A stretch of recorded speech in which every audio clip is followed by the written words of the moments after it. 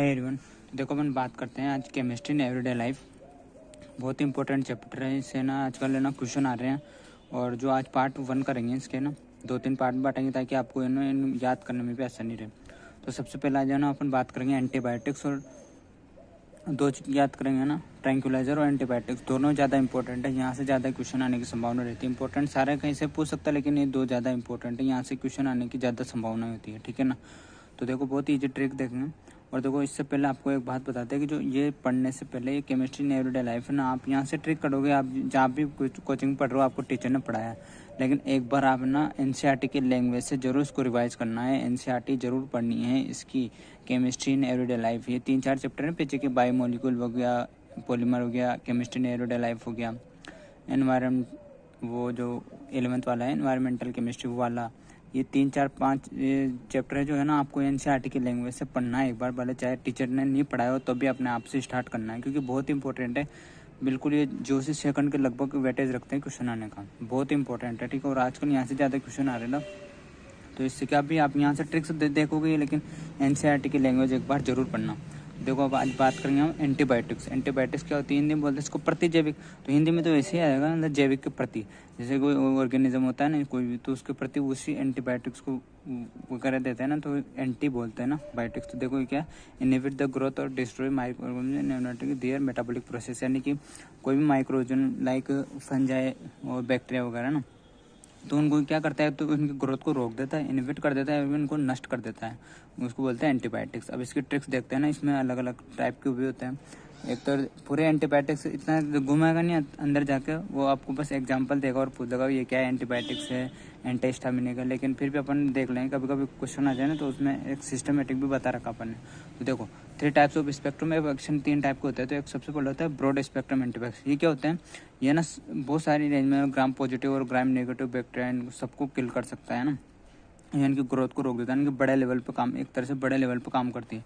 तो कौन कौन सी होती है, देखो ब्रॉड स्पेक्ट्रम, इसमें ये होते हैं ऑफ्लॉक्सासिन, एम्पिसिलिन, वैंकोमाइसिन, क्लोरएम्फेनिकोल और एमोक्सिसिलिन। अब इसको कैसे याद करेंगे, बहुत ईजी है। देखो ब्रॉड स्पेक्ट्रम, ब्रॉड मतलब बड़ा होता है, तो बड़े, तो इसको कैसे याद करेंगे, बड़े। तो और बड़े है ना, और तो बी से जो एंटीबायोटिक्स, एंटी से बहुत सारे होते हैं, एंटीपायरेटिक, एंटीहिस्टामिनिक ऐसे होते हैं। तो अपन एंटीबायोटिक्स अपन इसको याद करेंगे कि एंटी है। बी से इसको ये इसका बी है ना, इसको बाजार लेना। तो बाजार में बड़े ब्रॉड मतलब ब्रॉड को बड़े में लेना, तो बाजार में बड़े, ऑफर में आम मिल रहे हैं जो कि वेरी कूल आम है। वेरी कूल इसलिए क्या, मतलब CL आवाज आ रही है ना, CL, और इसमें भी आती है CL में लो, तो L मतलब क और L की आवाज आ रही है, तो क्लोरएम्फेनिकोल, तो कूल से याद रख सकते हैं।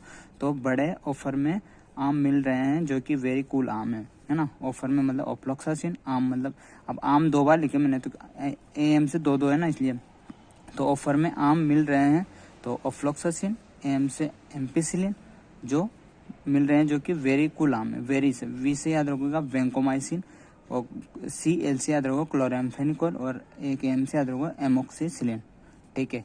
तो इस तरह से इसको याद कर सकते हैं। यह है ब्रॉड स्पेक्ट्रम, या बड़े से बड़े बाजार में आम मिल रहे हैं जो कि वेरी कूल आम है। बहुत ईजी है, ठीक है, याद हो गया होगा।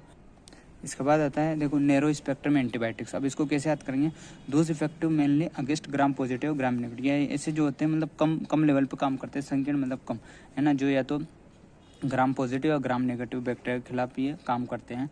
तो इसका एग्जाम्पल पेनिसिलिन जी।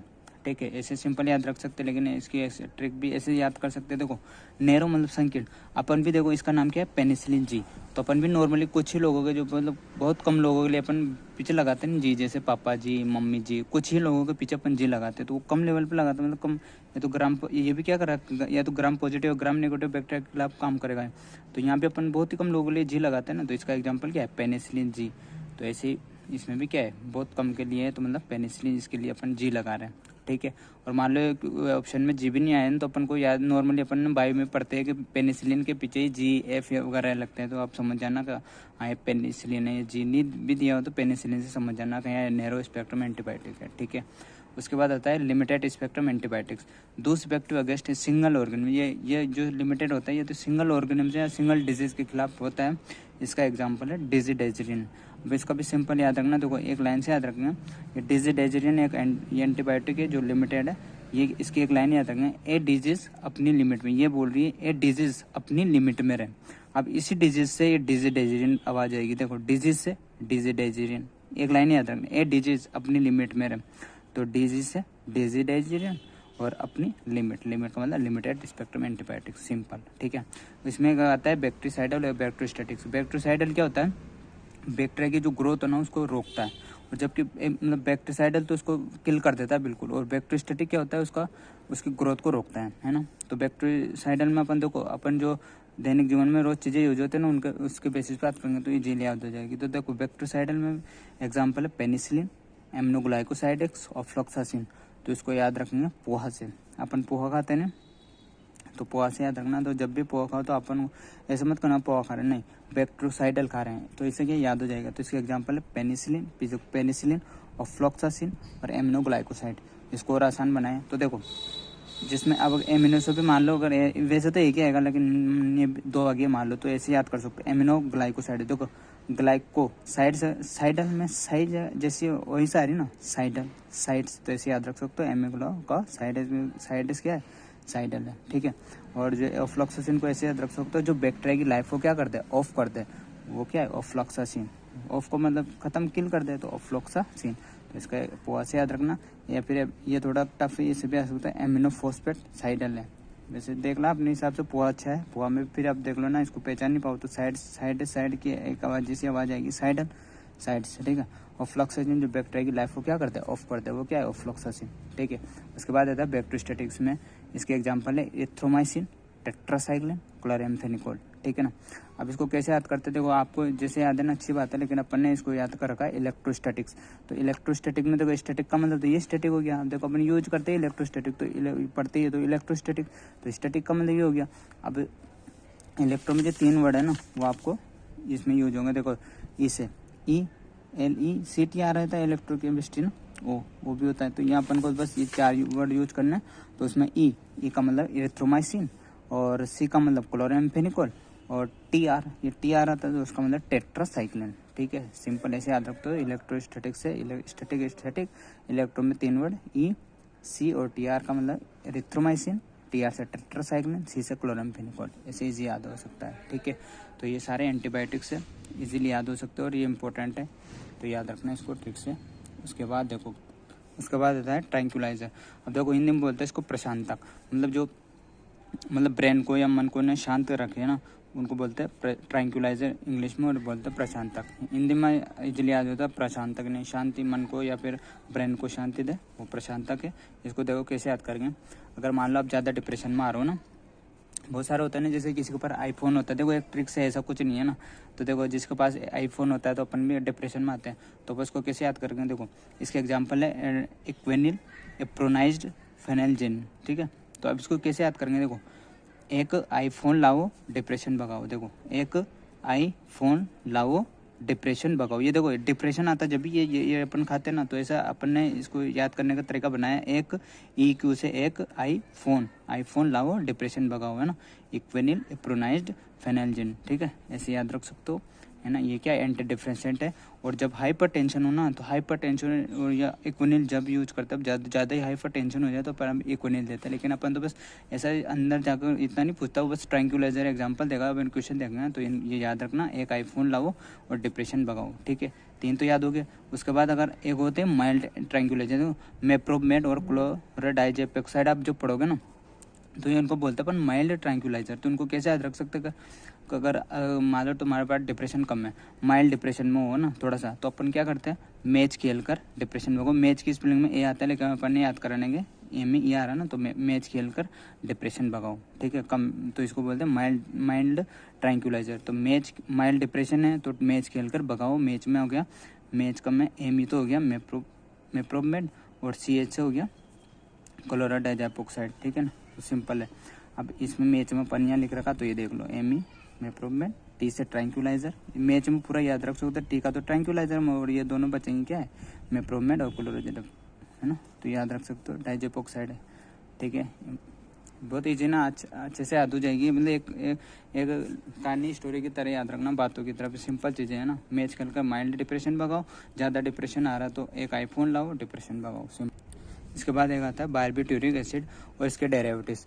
ये भी क्या है ना, एंटी डिप्रेसेंट है, मतलब ट्रैंक्विलाइजर है। अब इसको कैसे याद करेंगे, देखो ये तो बारबिट्यूरिक एसिड आ जाएगा सिंपल कि ये आएगा, ट्रैंक्विलाइजर में पूछेगा तो इसको ऑप्शन मिल जाएगा, या फिर कभी कभी मान लो अगर और ज़्यादा पूछ लिया उसने अंदर चला गया तो ये दे देगा इनके डेरिवेटिव्स। तो देखो इसको कैसे याद रखना है, इसमें ये होते हैं सेकुनल, ल्यूमिनल, वेरोनल, एमिटल, नेमिटल। अब इसको कैसे याद करेंगे, देखो श्रीलंका मैच खेलना है तो वो मैच भी इसमें, वो मैच अपन ने पीछे से याद किया था, वो मैच भी अपन इसमें याद किया, मैच खेलना आई थी, मतलब मैच खेलना आई थी एंटी डिप्रेसेंट ट्रैंक्विलाइजर में, वो मैच भी आ रहा है ना, तो मैच खेलना आई थी श्रीलंका, जो वो क्या होगी, बहुत सारे मैच हार गई, वो हारती रहती है, तो श्रीलंका फिर यानी कि हार गए ना मैच, तो श्रीलंका वैन में, वैन होती ना, मैं वैन में बैठकर कहाँ गए, बार में गई डिप्रेशन भगाने। बार का मतलब क्या हो गया, बारबिट्यूरिक एसिड, इसके डेरिवेटिव्स है ना, तो देखो बार में गई, श्रीलंका मैच हार गई, तो मैच हार गई तो अब श्रीलंका ने क्या, श्रीलंका वैन में बैठकर बार में गई, ये हो गया डिप्रेशन भगाने। ठीक है, बार में क्या लेने जाते हैं, मेनली डिप्रेशन भगाने। तो देखो आप यहाँ ना 5 फ्रेंड के नाम अपनी तरफ से यहाँ लिख सकते हो, 5 ये जो है ना आगे, तो 5 फ्रेंड के नाम अपनी तरफ से, ऐसे अगर इससे याद नहीं करना चाहो तो अपने 5 फ्रेंड के नाम यहाँ लिख लेना। और आप सब जब भी मान लो कोई डिप्रेशन में आए तो आप सब कहाँ गए, बार में, तो बार का मतलब है बारबिट्यूरिक एसिड, तो ऐसे याद रख सकते हो, सेकुनल, ल्यूमिनल, वेरोनल, एमेटल, निमिटल। ठीक है, सिंपल है। और अगर इसमें 2 फिर है, एनसीईआरटी ने दे रखा इसलिए लिखा है वेलियम और सेरोटोनिन भी क्या है ट्रैंक्विलाइजर में, इतना नहीं आएगा ये, लेकिन मेनली तो वही आता है, एक्वानिल वही ज़्यादा पूछते रहते हैं ना, फिर भी आ जाए तो वेलियम और सेरोटोनिन भी क्या है ट्रैंक्विलाइजर है। इसको कैसे याद करना, वेलियम एंड सेरोटोनिन, इसको कैसे याद करना है, सेवा करो डिप्रेशन भगाओ। देखो सेवा करने से भी डिप्रेशन भग जाता है, तो एक ट्रिक हो गया, तो AC का मतलब हो गया सेरोटोनिन, VA का मतलब हो गया वेलियम। ठीक है, इजी याद हो जाएगा। देखो यहाँ वेलियम, ये V 2 आ रहा है, लेकिन ठीक है V से ये भी यही है ट्रैंक्विलाइजर, ये भी ट्रैंक्विलाइजर ही, पर इसमें मान लो बारबिट्यूरिक एसिड बोल रहे तो वेरोनल, देखो एक जैसी आवाज आ रही है ल ल ल ल ल, तो समझ जाना बारबिट्यूरिक एसिड में आता है। जो एकदम पढ़ते हैं ना अपन तो पता लग जाता है, यहाँ एक दो देखो एक वॉइस में पढ़ोगे सेकुनल, ल्यूमिनल, वेरोनल, एमेटल, नेमिटल, ऐसे ही लगता है, तो समझ जाना बारबिट्यूरिक एसिड में। नहीं तो सिंपल ऑप्शन में मिलेगा आपको, तो कोई ऐसा घुमाएगा नहीं, तो एक वेलियम और सेरोटोनिन भी है, सिंपल। ठीक है, सेवा करो मतलब सेवा करने से भी क्या है डिप्रेशन भग जाते हैं, तो सेवा करो डिप्रेशन भगाओ, सेवा से सेरोटोनिन, V से वेलियम, बहुत ईजी याद हो जाएगा। ठीक है ना। अब इसके बेसिस पे देखो यहाँ क्वेश्चन बनाए पर, अब ये 2 क्वेश्चन मान लो, तो इसमें देखो अब ये एग्जाम का ये क्लोराम्फेनिकोल इजेन है ना, तो देखो इसमें एंटीबायोटिक, अभी ये है अपन ने जो ट्रिक से याद करेंगे तो एंटीबायोटिक है, तो इसमें एक ही ऑप्शन है एंटीबायोटिक। ये देखो एंटीसेप्टिक नहीं है, एंटी फर्टिलिटी नहीं है, एंटी स्टमनिक नहीं है, अब एंटीबायोटिक है। अब एंटीबायोटिक में तो सिंपल है, एक ही ऑप्शन से है ना, ब्रॉड भी दे रखा है, अगर मान लो देता है एंटीबायोटिक नैरो स्पेक्ट्रम और एंटीबायोटिक ब्रॉड स्पेक्ट्रम, तो अपन फिर ट्रिक से देख लेते हैं वेरी कूल आम है, मतलब वेरी कूल आम है, बड़े ऑफर में वेरी कूल आम है, उसमें आ रहा था ना क्लोराम्फेनिकोल, ब्रॉड स्पेक्ट्रम में अगर यहाँ देता तो नैरो वाला नहीं दिया, तो यहाँ सिंपल आंसर ये क्या आएगा, क्लोराम्फेनिकोल एंटीबायोटिक, इसको देखा आंसर लगाया। उसके बाद जैसे which among the following is tranquilliser. अब ट्रैंक्विलाइजर क्या है, प्रशांत तक, तो इसमें ऑप्शन देख लो, ये नहीं है, ये नहीं है, एक्वानिल, ये सिंपल ऐसे डायरेक्ट पूछता है, इतना अंदर भी नहीं जाता, तो एक्वानिल एक ही है ट्रैंक्विलाइजर। ठीक है, अब ये देखो ये कर लिया, लेकिन मैं बता दूं ये तो ट्रिक होगी, लेकिन आप एक बार एनसीईआरटी की लैंग्वेज जरूर पढ़ना। ठीक है, इंपॉर्टेंट है। इसके बाद आगे पार्ट 2 में और भी इसका पार्ट